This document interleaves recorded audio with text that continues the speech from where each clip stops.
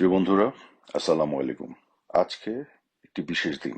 দীর্ঘ এক দশকের প্রস্তুতি এবং আন্তর্জাতিক সব শর্ত পূরণের পর আজ মঙ্গলবার শুরু হয়েছে রূপপুর পারমাণবিক বিদ্যুৎ কেন্দ্রের প্রথম ইউনিটে জ্বালানি লোডিং। এর মাধ্যমে বাংলাদেশ আনুষ্ঠানিকভাবে পারমাণবিক বিদ্যুতের যুগে প্রবেশ করলো। এটি কি কল্পনাও করতে পেরেছিল এদেশের মানুষ? কিন্তু আমরা অনেক কিছু না বুঝে না জেনে কথা বলে ফেলি।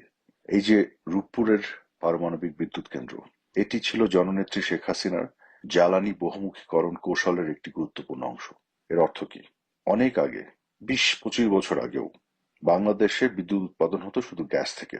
এতটাই আমরা গ্যাসের উপর নির্ভরশীল ছিলাম যে এই নির্ভরশীলতা আমাদেরকে আমাদের উন্নয়ন আটকে রেখেছিল। পরবর্তীতে জ্বালানি বহুমুখীকরণ প্রক্রিয়ার অংশ হিসেবে জননেত্রী শেখ হাসিনা কয়লা, ডিজেল এবং বিভিন্ন অন্যান্য পদ্ধতিতে বিদ্যুৎ উৎপাদনের উদ্যোগ গ্রহণ করেন।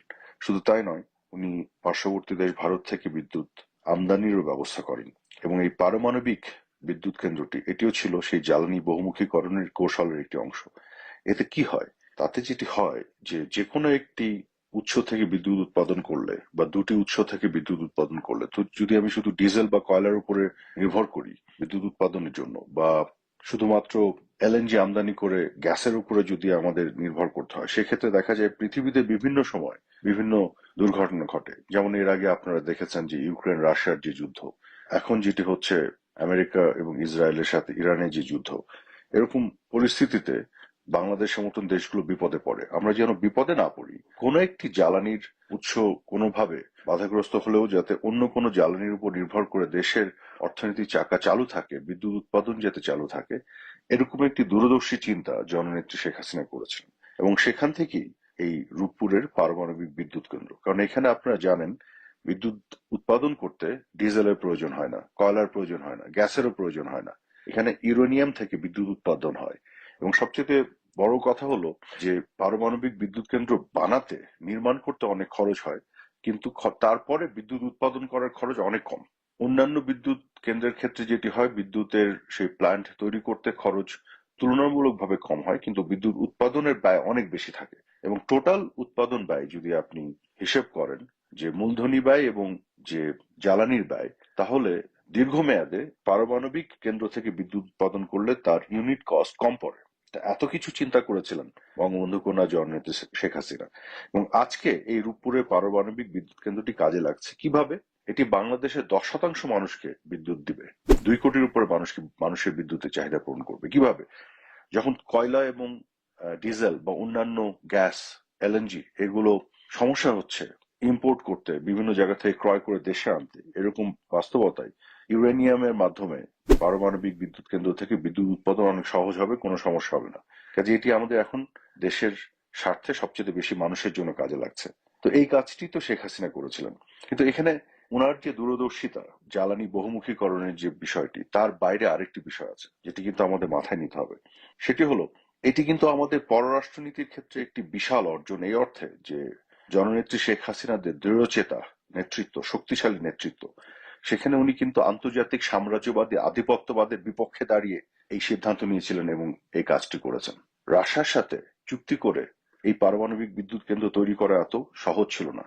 সাম্রাজ্যবাদীরা কিন্তু এটি পছন্দ করেনি এবং তারা এই বিদ্যুৎ কেন্দ্রকে ঘিরে বিভিন্ন ধরনের অপপ্রচার করেছিল।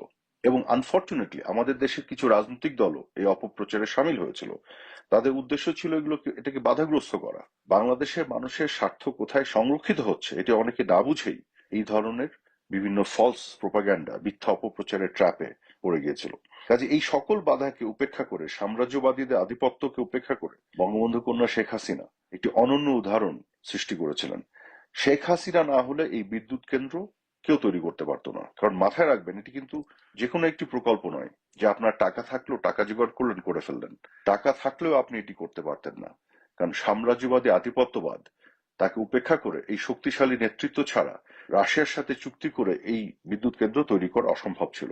ছোট্ট একটি উদাহরণ দিই, এই যে মার্কিন যুক্তরাষ্ট্রের সাথে যে চুক্তি করেছে ইউনূসের সরকার, যেটি আসলে মার্কিন যুক্তরাষ্ট্রের একটি দালাল সরকার ছিল, এবং যে চুক্তি এখনো রেখে দিয়েছে আজকের বিএনপি সরকার, এবং এই চুক্তি নিয়ে তথাকথিত বিরোধী দল এই যে জামাত এবং এনসিপি একটি কথা বলছে না। কেন বলবে? কারণ ইউনূসের সরকার তো ছিল জামাত এনসিপি সরকার, ওরাই তো চুক্তি করেছে, ওরা কেন বলবে? আর বিএনপি এই চুক্তির সাথে সায় দিয়েছে বলে তারা আজকে এই চুক্তিতে সম্মতি দিয়ে ক্ষমতায় এসেছে। এই চুক্তিতে কি লেখা আছে দেখেন। এই চুক্তিতে আর্টিকেল 4.3 একটি আর্টিকেল আছে, ক্লজ আছে। আপনারা খুব ছোট্ট একটি ক্লজ, এখানে যদি আপনারা যান পড়ে দেখবেন, এটা পরিষ্কারভাবে বলে দিচ্ছে, it makes clear that Bangladesh shall not purchase nuclear reactors, fuel rods, or enriched uranium from any country that jeopardizes essential US interest। অর্থাৎ বলে দিচ্ছে যে পারমাণবিক যে বিদ্যুৎ কেন্দ্র স্থাপন করার জন্য যা যা লাগে, নিউক্লিয়ার রিঅ্যাক্টর থেকে শুরু করে এনরিচড ইউরেনিয়াম, এগুলো আপনি পৃথিবীর কোনো দেশ থেকে নিতে পারবেন না যুক্তরাষ্ট্রের সম্মতি ছাড়া। অর্থাৎ এই যে চুক্তি আজকে সই করলো তারা, এই চুক্তির অধীনে এখন কিন্তু আপনি রাশিয়ার সাথে নতুন করে কোনো চুক্তি করে পারমাণবিক বিদ্যুৎ কেন্দ্র তৈরি করতে পারবেন না। শেখ হাসিনা এই ধরনের কোনো গোলামী চুক্তি কারোর সাথে তো করেইনি, বরং আধিপত্যবাদকে উপেক্ষা করে পারমাণবিক বিদ্যুৎ কেন্দ্র বানিয়েছে, যার আজকে সুফল ভোগ করবে এদেশের মানুষ। বরং উল্টো ইউনূসের সরকার এবং তার সাথে এই জামাত এনসিপি মিলেমিশে বিএনপি সহ এমন একটি চুক্তি যুক্তরাষ্ট্রের সাথে করেছে, এই চুক্তি আসলে, এই চুক্তির ফলে এখন আপনি এই ধরনের পারমাণবিক কোনো বিদ্যুৎ কেন্দ্র তৈরি করতে পারবেন না। করতে গেলে যুক্তরাষ্ট্রের অনুমতি লাগবে। শুধু তাই নয়, এই পারমাণবিক বিদ্যুৎ কেন্দ্রটি চালানোর জন্য ভবিষ্যতে যদি যুক্তরাষ্ট্র বাধা তৈরি করে, এই যে বাণিজ্য চুক্তি যেটি ইউজ করেছে সেই বাণিজ্য চুক্তির আওতায় যদি বলে যে এনরিচড ইউরেনিয়াম বাংলাদেশ অর্থাৎ আমরা রাশিয়া থেকে আনতে পারবো না, তাহলে কিন্তু এই পারমাণবিক বিদ্যুৎ কেন্দ্র বসে থাকবে। কাজে আপনার চিন্তা করে দেখুন, শেখ হাসিনার নেতৃত্ব আর আজকে যারা আছে তাদের নেতৃত্বের মধ্যে পার্থক্য সুস্পষ্ট। একটু সত্য তথ্যগুলো পড়াশোনা করে জেনে নিন, দেখে নিন, আপনাদের কাছে পরিষ্কার হয়ে যাবে যে সবচেয়ে প্রভাবশালী আধিপত্যবাদের বিপক্ষে যে নেতৃত্ব, বঙ্গবন্ধু কন্যা উপেক্ষা করে দাঁড়িয়ে আপোষ না করে বাংলাদেশের স্বার্থে কাজ করে গেছেন, সেই মানুষটিকে আপনারা বিভিন্নভাবে ভারতীয় আধিপত্যবাদ এটি সেটি এই ধরনের মিথ্যা অপবাদ দিয়েছেন। অথচ গত 1.5 বছরের বেশি সময় ধরে, 2 বছরের কাছাকাছি হতে চললো, শেখ হাসিনার ভারতের সাথে করা একটি চুক্তিও বাতিল করতে পারেনি। বরং উল্টো ভারত যে চুক্তি বাতিল করে দিয়েছে সেখানে দেখা গেছে বাংলাদেশ ক্ষতিগ্রস্ত হয়েছে। আপনারা কি জানেন যে ভারত থেকে আমরা 1160 মেগাওয়াট বিদ্যুৎ ইম্পোর্ট করে নিয়ে আসি? আমি কিন্তু আদানির কথা বলছি না, এর বাইরে। এই যে 1160 মেগাওয়াট বিদ্যুৎ ইম্পোর্ট করে নিয়ে আসি, সেটি কত দামে আনি জানেন আপনারা? বাংলাদেশে বিদ্যুৎ উৎপাদন করলে যে খরচ পড়তো তার চেয়ে কম দামে। এই যে 1160 মেগাওয়াট বিদ্যুৎ যেটি শেখ হাসিনার আমলে ভারতের সাথে যে চুক্তি হয়েছিল তার আওতায় আমরা যে ইম্পোর্ট করে আনি, এই বিদ্যুৎ কারা ভোগ করে? এদেশের মানুষ। প্রতিটি চুক্তি আপনি দেখবেন শেখ হাসিনা করেছেন বাংলাদেশের স্বার্থ সংরক্ষণ করে। একটি চুক্তিও দেখাতে পারবেন না যেটিতে বাংলাদেশের স্বার্থ বিসর্জন দেওয়া হয়েছে। তবে হ্যাঁ, এরা মিথ্যাচার করে, অপপ্রচার করে, মিথ্যা তথ্য আপনার সামনে উপস্থাপন করে। মিথ্যাচার করলেই শুধু দেখাতে পারবেন যে হ্যাঁ কোথাও কোথাও শেখ হাসিনা ভুল করেছেন, কিন্তু সত্য তথ্য উপস্থাপন করেন দলিল সহ, একটিও দেখাতে পারবেন না, এটি নিশ্চিত করে বলতে পারি। তো আজকে তো প্রমাণ হয়ে গেল শেখ হাসিনা এদেশের মানুষের জন্য কি কি করেছেন। পৃথিবীর সবচেয়ে প্রভাবশালী আধিপত্যবাদকে উপেক্ষা করেছেন। এদেশের মানুষকে নিজের পায়ে দাঁড়ানোর জন্য পারমাণবিক বিদ্যুৎ কেন্দ্রের একটি যে আয়োজন উনি করেছেন, তাতে পৃথিবীতে কতগুলি দেশ আছে, 200টার উপরে দেশ, মাত্র 33টা দেশ এই পারমাণবিক বিদ্যুৎ কেন্দ্র বা পারমাণবিক এই প্রযুক্তির মধ্যে তার নিজেদেরকে নিতে পেরেছে। বাংলাদেশ তাদের একজন। শুধু পারমাণবিক বিদ্যুৎ কেন্দ্র কেন, পৃথিবীর কটি দেশে সাবমেরিন আছে চিন্তা করে দেখুন তো, পৃথিবীর কটি দেশে স্যাটেলাইট আছে চিন্তা করে দেখুন তো।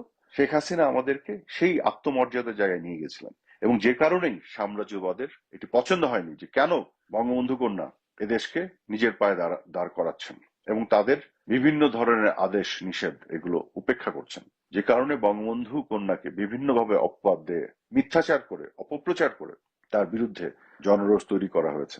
এবং 2024 সালের জুলাই আগস্টে যেভাবে রেজিম চেঞ্জ করার যে ম্যাটিকুলাস প্ল্যান করে তাদের দালালদেরকে দিয়ে এদেশের মানুষকে উস্কে এদেশের যে বড় ক্ষতি করলো তারা, আজকে অন্তত আপনারা এটা অনুধাবন করার চেষ্টা করুন।